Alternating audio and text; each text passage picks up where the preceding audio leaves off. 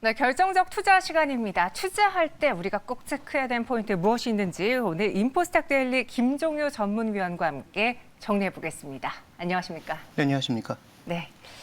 오늘 저희가 앞에서 정책 이야기, 정책 수혜주, 공약 수혜주 이야기를 했는데 일부러 로봇은 살짝 떼어놨어요. 이 네. 시간에 다뤄보려고. 오늘 또 로봇주들도 같이 오르고 있는데 이것도 그 정책 기대 때문입니까? 아니면 로봇만의 개별 이슈가 있었습니까?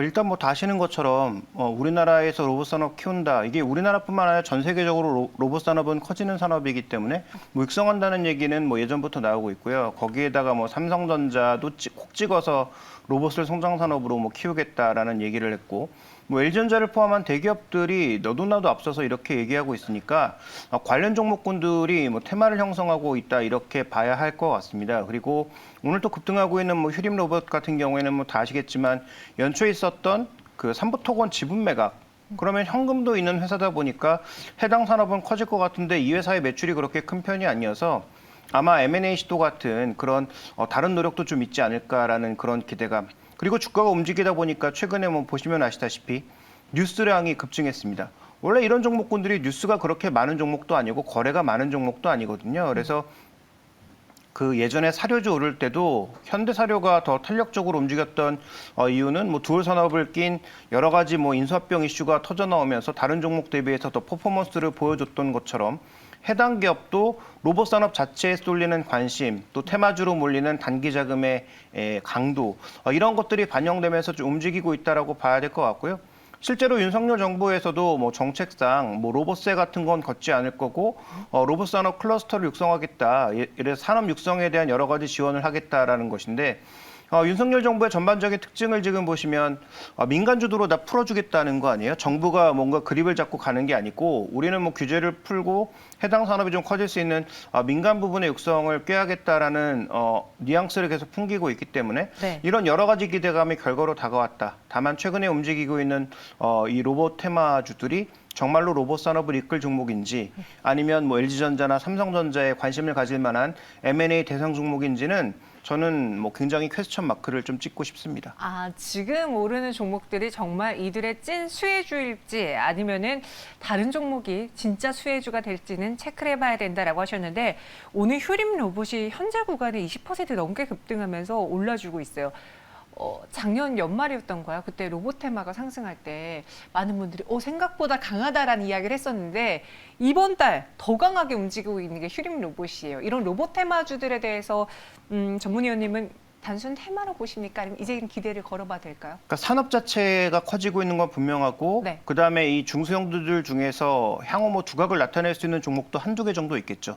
근데 과거에 우리가 다 아시겠지만 대표적인 정책주로 꼽는 게 MB 정부 시절에 4대 강테마, 주가도 10배씩 올랐거든요.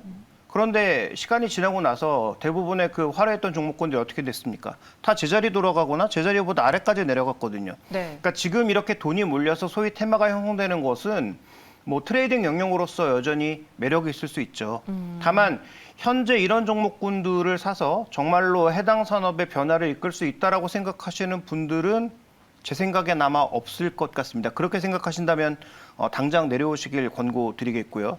현재 구간에서 이런 테마주들의 상승의 끝이 어디냐 모르죠. 네. 그다음에 이게 어디까지 올라갈지 또 상승 테마의 힘이 어디까지 이어질지 잘 모르지만 일단 변곡 포인트는 만약에 지수가 다시 힘을 내고 소위 성장주들로 다시 거래가 몰리고 이런 시장이 나오면 최근에 올랐던 에그플레이션 관련주라든지 아니면 로봇 테마주 같은 것들은 바로 나락으로 떨어지는 거죠. 시장 에너지가 지금은 중소형주도 가고 대형주도 갈 수 있는 그런 강한 시장이 아니기 때문에 지금은 지수가 박스에 갇혀 있는 구간에서 FOMC 결과를 기다리고 있는 구간이니까 소위 테마주들의 전성시대가 여전히 이어지고 있습니다만 미국 시장도 지수가 내려가기 시작하면서 더 박살나는 건 중소형주입니다. 그래서 최근에 중소형주가 더 빨리 빠지고 더 많이 빠지고 더 강하게 빠지고 있는 그런 양상을 고려해 봤을 때 우리 지수가 그렇게 내려갈 거라고 생각하진 않지만 네. 지수 관점에서 다시 대형주들이 힘을 내기 시작하면 이런 종목군들은 힘에 빠질 가능성이 굉장히 높다. 그다음에 저점 대비해서 대부분 종목군들이 꽤 많이 올라온 상황이다 보니까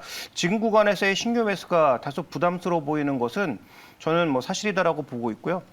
그냥 이게 단순하게 생각해서 정말로 나는 강심장이어서 이 종목들이 변동성이 생길 때 빠르게 비중 줄일 수 있다. 이렇게 생각하시는 분들은 트레이딩 가능할지 모르겠는데요. 만약에 저라면 저는 이런 종목군들을 제가 뭐 실수로 샀든 뭐 원해서 샀든 샀다면 저는 화장실도 못 갈 것 같은데요. 아, 그러십니까? 네.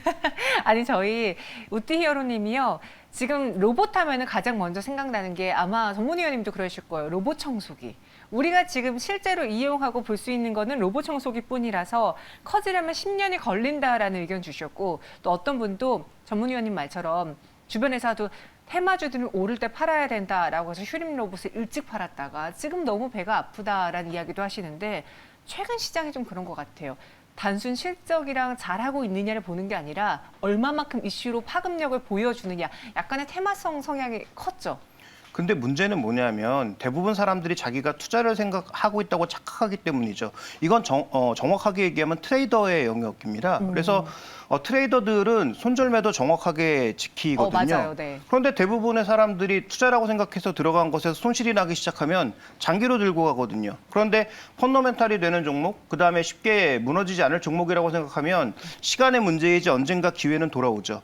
근데 이런 테마주들의 주가 급등, 지금 뭐 매출이 300억대 회사가 시총이 거의 뭐 5천억대를 넘어서 6천억대를 호가하고 있는 PSR 기준으로도 20배가 다가온 회사. 그럼 이 회사는 과연 테슬라급의 뭔가 우리가 아무도 모르고 있는 기술을 갖고 있는 회사인가? 그런 부분을 반추해 볼 필요가 있는 것이죠. 그래서 나는 확실한 트레이더고 확실하게 손절매도 잘하고 시세 움직임에 능동적으로 대응하는 사람이라면 뭐 알아서 잘 대응하시겠지만 일반적인 투자의 관점에서 그것도 방송에서 해당 종목을 얘기할 때 있어서 이게 시세가 많이 올랐다고 해서 좋아 보이지 않느냐. 지금 시장이 요구하는 종목이 이런 종목이니 이런 종목을 사야 된다라고 얘기하는 것은 뭐 제가 보기엔 적절하지 않은 것 같고 저라면 여전히 말씀드리겠습니다만 고점이 어딘지 모르니 천천히라도 뭐 절반이라도 혹은 최소한 4분의 1이라도 지금 팔겠다라고 좀 말씀드리고 싶습니다. 투자 관점이 아닌 트레이딩 관점일 뿐이다. 오해하지 마셔라라고 해주셨습니다. 그럼 정말 이 사업에서 먼저 뛰어들 수밖에 없고 먼저 성과를 보여줄 대기업에 대해서는 어떻게 보시는지. 항상 모든 그런 성장 산업들은 대기업들이 들어가서 키워놓거나 혹은 뭐 무언가를 만들어내야지 중소기업 단에도 실질적으로 실적이 찍히잖아요. 근데 또 그거를 보고 로봇 보고 삼성전자나 LG전자를 사자니 또 그것도 손이 안 나가고 이 대기업들의 행보는 어떻게 생각해야 될까요? 근데 우리가 이제 그 로봇 산업에 대해서 생각해야 될 핵심 포인트가 무엇인지를 먼저 우리가 따져봐야 될 것 같은데요. 우리가 왜 로봇 산업을 볼까? 지금 휴림 로봇이 하고 있는 것처럼 산업용 로봇이 급속도로 커질 거라고 생각해서 커지는 건가? 그 부분도 분명히 있죠. 그렇다면 저는 일본의 그 가장 대표적인 기업인 화낙 같은 게 벌써 뭐 주가가 저 위로 날아갔어야 된다고 생각하는데요. 최근에 뭐 화낙이나 가와사키 중공업 같은 경우에 보시면 전혀 주가가 그렇게 녹록지 않은 흐름이거든요. 물론 일본의 엔화 영향도 있겠지만 그러면 여기서 핵심 포인트는 결국 우리가 그동안 로봇으로 사용하지 않았던 것들이 로봇화될 가능성이 높다라고 보고 있는 거죠. 대표적으로 서비스 로봇이고요. 네. 이런 서비스 로봇은 기본적으로 하드웨어의 중심이 있기도 하지만 하드웨어보다 더 중요한 것은 플랫폼과 그 플랫폼을 운영할 수 있는 AI 이런 것들이 좀 더 중심축에 있다라고 봐야 될 것 같습니다. 그런데 공교롭게도 지금 전 세계 시장에서 AI와 로봇 산업이 성장한다고 하는데 글로벌 로봇 ETF는 지금 저 세상으로 가고 있단 말이죠. 주가가 폭락하고 있는 양상이란 말입니다. 그래서 현재 구간에서 해당 산업이 커지는 것은 분명하나 지금 당장 뭐 실적이 난다든지 해당 산업에 뭔가 큰 변화가 나타나고 있다든지 이렇게 예측하기는 어렵고 다만 말씀드렸던 것처럼 그렇다면 플랫폼도 가지고 있고 하드웨어도 가지고 있고 부품 쪽도 커질 수 있으니 국내 LG전자나 삼성전자가 뭐 양사 약간의 차이는 있으나 하드웨어와 부품 쪽은 확실하게 강점을 가져갈 수 있는 기업들이기도 하고요. 해당 서비스 기업들이 결국은 데이터를 얼마나 모아서 이 빅데이터를 얼마나 AI에 녹여내느냐가 관건이니까 이런 쪽에 지금 양사가 모두 총력을 기울이고 있는 상황이라서 저는 이런 관점에서 보면 하드웨어와 부품 측면에서는 삼성전자와 LG전자가 충분히 매력도가 있다라고 보고 있습니다. 다만 지금 이게 주가 상승을 견인하기에는 실적으로 연결되는 데는 좀 시간이 필요하다라고 봐야 되겠죠. 언급해 주셨을 때 아까 플랫폼과 AI라는 키워드를 꼽아 주셨거든요. AI라고 보면은 조금 더 우리가 선택할 수 있는 종목군이 많아지는데 로봇이라는 이름이 붙어 있는 혹은 로봇 사업을 영위하고 있는 기업과 AI 쪽으로 조금 더 방대하게 이 AI는 여러 가지 산업에 또 접목이 가능하잖아요. 둘 중에 하나의 키워드를 골라보자면 AI 쪽이 조금 더 우세한가요? 하드웨어는 조금 시간이 걸리거나 아니면 경쟁이 좀 치열해질 수 있는 가능성이 있으니까 방점을 찍는다면 AI, 그런데 그냥 AI가 아니고 다량의 데이터를 포함한 AI. 그리고 또 하나 중요한 것은 이것을 플랫폼화 시켜서 B2B로 팔거나 네. 아니면 B2C 서비스로 계속 확장할 수 있는 그런 기업에 관심을 가지시는 것이 저는 좀 유효하지 않을까 이렇게 보고 있습니다. AI인데 그냥 AI가 아니라 데이터를 활용해야 되고 이를 통해서 플랫폼화하고 B2B라고 이야기해 주셨습니다.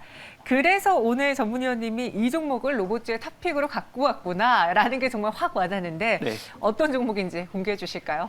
네, 네이버입니다. 뭐 지금 당장 주가가 올라갈 것 같지 않고 네. 올해 투자를 통해서 오히려 실적이 떨어질 것으로 예상됩니다. 그래서 단기적인 주가의 그 흐름은 굉장히 제한적일 것으로 보여지나 네.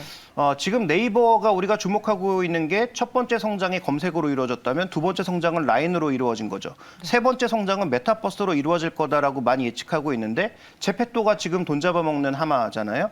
그다음에 또 하나 추진하고 있는 게 아크버스라고 하는 디지털 트윈을 같이 추진하고 있는데 이 디지털 트윈과 더불어서 지금의 그 분당 제2사옥에서 뭘 하고 있냐면 로컬 5G라고 해서 5G를 로컬로 깔고, 그러니까 네이버 회사 안에만 깔고 그 안에서 몇백 대의 브레인리스 로봇, 즉 두뇌 없는 로봇을 동시다발적으로 돌리는 그런 서비스를 실험하고 있습니다. 이것은 제가 아까 말씀드렸던 장기적으로 플랫폼화해서 데이터를 대량으로 모으고 그 다음에 서비스 로봇으로 연결할 수 있는, 즉 뭐 배송이라든지 아니면 지금 우리가 흔히 얘기하는 자율주행인데 그 시내 전체를 돌아다니는 그런 자율주행도 물론 중요하겠지만 특정 지역 내에서의 자율주행 이런 것도 굉장히 중요하거든요. 그래서 미래에 있어서의 단순 작업들은 로봇이 대체해가는 그런 서비스 로봇의 확산 과정을 우리가 고려해보면 로봇의 가격이 비싸면 안 됩니다.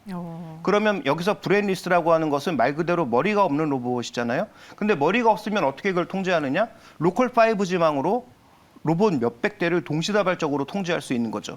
그다음에 실제로 이것을 공장은 저 멀리 뭐 사막에다가 지어놓고 도시에서 디지털 트윈, 아크버스라고 하는 플랫폼으로 여기서 조절할 수가 있는 거죠.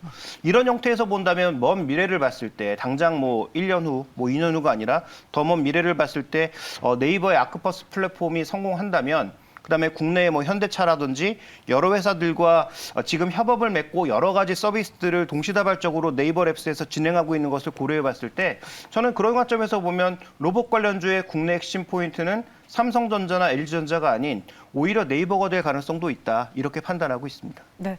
갑자기 네이버예요? 라는 그런 시청자분들의 반응이 많았는데 이야기를 들어보니까 설득이 되시나요? 지금 AI라든가 로봇 시장의 성장을 위해서는 데이터가 필요하고 플랫폼도 필요합니다. 여기에 네이버의 아크버스 플랫폼이라는 것까지 적용이 된다면 더 매력적이지 않을까. 오히려 삼성전자, LG전자보다 네이버를 로봇 관련해서 대기업 최대 수혜주다라고 꼽아주셨습니다.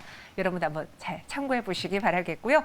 김종효 전문위원님은 여기서 보내드리겠습니다. 오늘 말씀 고맙습니다.